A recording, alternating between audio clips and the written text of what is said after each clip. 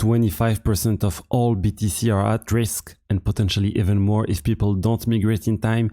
That's the main focus of the latest Bitcoin proposal, aiming at saving Bitcoin from the quantum threat. I'll explain all of this in just a moment. We'll go in details about the proposal, the stakes, the risks, and I'll give you my opinion on the matter. We'll also talk about many other topics, including regulation in the United States. A vote didn't pass recently concerning the Genus Act. We'll also touch on stablecoins with banks like Citi and JP Morgan increasingly adopting them. I also talked to you about Polymarket, which is the main platform for prediction markets, Hyperliquid, and other stuff. Every day I cover the best of crypto news. Feel free to subscribe and activate the notification bell so you don't miss anything.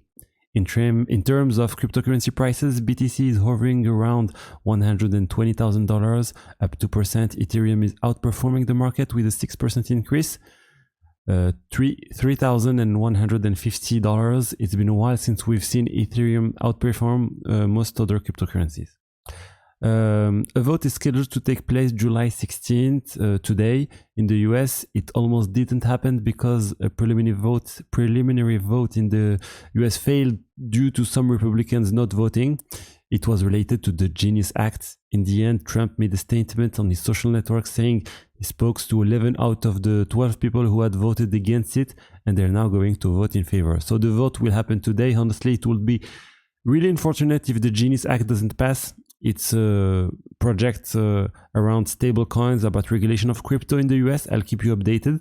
I think it's likely to pass after all, and we'll have the results in a few hours. Next, let's talk about Ethereum. As I mentioned, Ethereum is outperforming the market. Companies like Sharplink Gaming are continuing to accumulate Ether. They now hold 208,000 ETH, which is massive. Sharplink Gaming has more ETH than the Ethereum Foundation itself. They're sitting on about around $800 million. It's huge.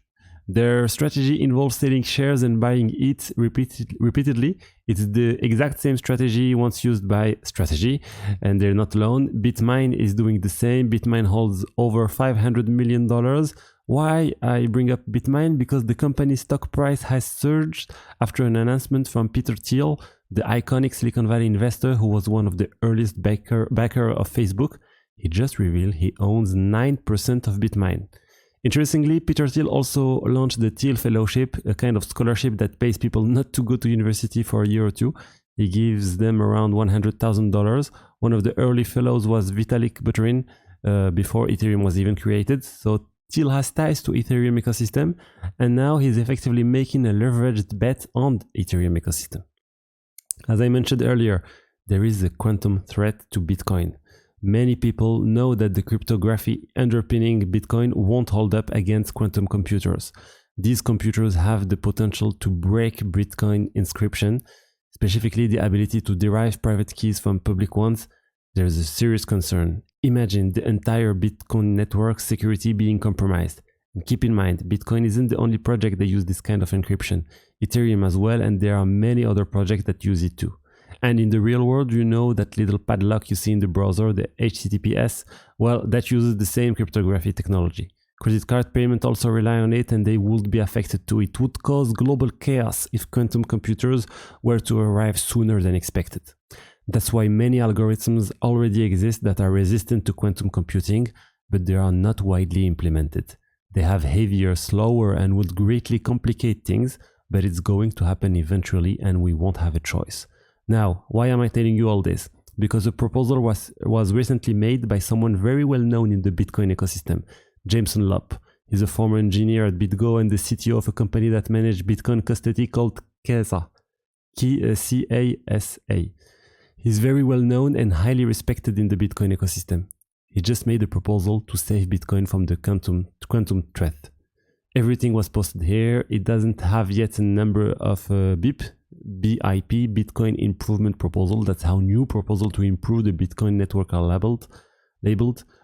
Several people are behind this proposal, but Jameson Lopp is the most well known. It was also made as part of an ongoing summit focused on Bitcoin and quantum computing. Many people are really thinking seriously about this. The proposal is quite drastic in how it aimed to save BTC. it would happen in 3 phases. Even an advanced phases is being discussed for later. But before getting to this proposal, we should note that BIP 360 already exists. It's a proposal to create a new type of wallet address resistant to quantum computer, P2QRIH. This needs to be implemented first before this new proposal. Once these new addresses are in place, user will have the option to migrate, but we can't change everyone's addresses. So the goal is simply to offer user the ability to create a quantum resistant wallet. This step is not controversial.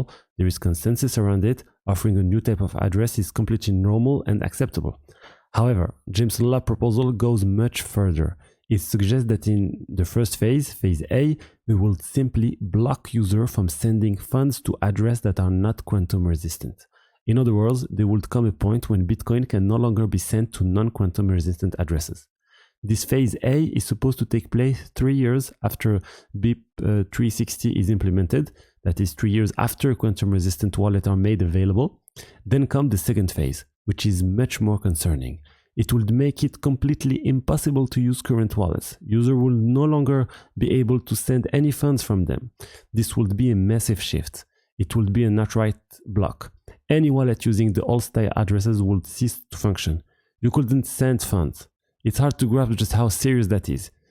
If you can't send money at all. If you haven't migrated your wallet, you risk being completely locked out. So when is this supposed to happen? Well, it's supposed to happen 2 years after phase A. That means 5 years after the introduction of quantum resistant addresses, which still haven't been implemented. So we still have some time. It's not exactly clear when it will happen. It's just a proposal for now. And the third phase, phase C, look at it. It aimed to rescue people who didn't migrate in time. It's described as optional and they're waiting to see how it plays out.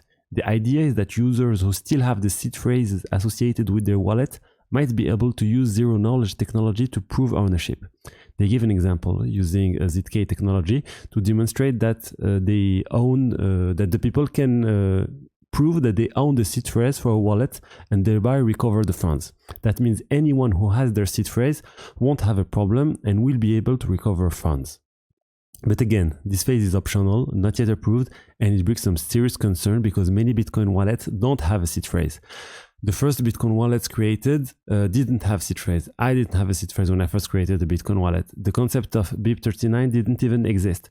You had to manually generate a Bitcoin address, a private key and a public key using a command line. There were also vanity addresses. We would generate addresses from the command line and keep them.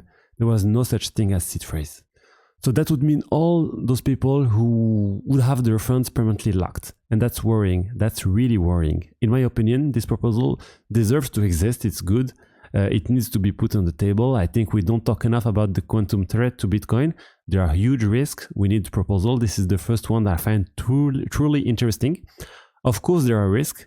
It means that anyone who created the wallet a long time ago using only a private key could lose their money if they don't migrate in time. Some people may have locked their wallet in safe, so doing a time lock, or don't have access for a long period of time to their wallet, potentially their money will be stuck. Now, this would have the merit of permanently locking Satoshi's coin. We'd be sure those coins are forever inaccessible, but it brings up other problems. And the real question is philosophical. What do we do? Do we wait for quantum computers to arrive and steal everyone's wallets? Or do we, in a sense, steal or block everyone's wallet before quantum computers arrive? Also, it's important to understand that it's not 100% of all wallets that are affected. It's about 25% of them. Why? Because for a wallet to be vulnerable, it must have already made a transaction and revealed its public key in the Bitcoin network. That's what allowed the public key to be broken and the private key to be derived. So it's around 25% of all addresses, still a massive number. Honestly, I believe something needs to be done. If not this proposal, then those opposing it must come up with something better. We can't just say, let's wait and see. The quantum hackers won't wait. They'll steal the wallets and billions of dollars. That would crash the Bitcoin price. So we have to act. But if we do act, it will also create issues. People will say, this is insane. They're confiscating Bitcoin. Some people had money and can no longer access it. That goes against the very principle of Bitcoin. It's a real dilemma. So I'll keep you updated on this proposal, whether it's get adopted or not. And just to come back to the main point, only people with the seed phrase might be saved if they forgot to migrate. Why? Because if we manage to prove that we have a seed phrase corresponding to a private key, we can prove that we're not the hacker. That's because with quantum computers, it's not possible to derive a private key from a public key and then go back to a seed phrase. That path is mathematically impossible because the seed phrase is used to generate the private key via a hashing operation, for those familiar with it, which is a one-way operation. You can't reverse it. That's why this is a security issue and also why it's problematic for this phase. I'll keep you updated again when we have more information, but this is really one of the central issues. I hope it will spark a lot of discussion. It's very important that the community decide what the best path forward is. A passive approach that locks out users, or an optional path where users are simply given the opportunity to migrate to quantum-resistant wallets. Honestly, I'm more in favor of an emergency update that could be implemented quickly if we start to see signs that quantum computers are arriving sooner than expected. That would mean not waiting 5 years, but reacting as soon as the first sign appear. Unfortunately, that would mean launching an update and giving people a month or weeks to migrate. Otherwise, the hacker won't wait. That's what I wanted to share with you about Bitcoin and the upcoming quantum era. Next, a lot is happening around stablecoins. I really like stablecoins. They're already an incredible option to generate yield when traditional saving account yield nothing and dollar-dominated stablecoin generate 10 to 15%. It's a great solution. Of course, you need to take into account exchange risk. If your current money is euro, for instance, and the dollar fall against euro, typically you will lose money. As I said, stablecoins are gaining attention. Jamie Dimon, this JP Morgan CEO, said that the bank is going to be more involved with stablecoin. They're actively developing in this area and want to understand it well and become proficient. What's ironic is that Dimon also still doesn't believe much in crypto. He said, I truly believe in stablecoins are real, which is something we're all seeing, but he also said he doesn't understand why someone would want to use a stablecoin for a payment instead of a regular one. That shows he doesn't really get how it works. He overlooked the instant aspect, the fact that a bank can't freeze the transaction for some arbitrary reason when you send from one wallet to another. This permissionless nature allows you to make payment independently without needing third-party approval, not to mention the yield potential, which I'm not even covering here. All of this to say, JP Morgan is now openly talking about stablecoins as a serious area of development, and Citigroup as well. The president of Citigroup just announced they are studying the launch of a Citi stablecoin, explicitly saying they want to issue one.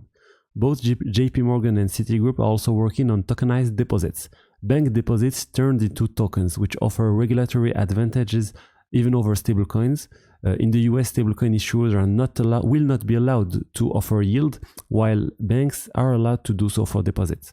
So we're now seeing that the upcoming regulation will in a way restrict some stablecoin issuers, push users toward DeFi for yield, and promote banks' tokenized deposits, which can offer yield through a simple token.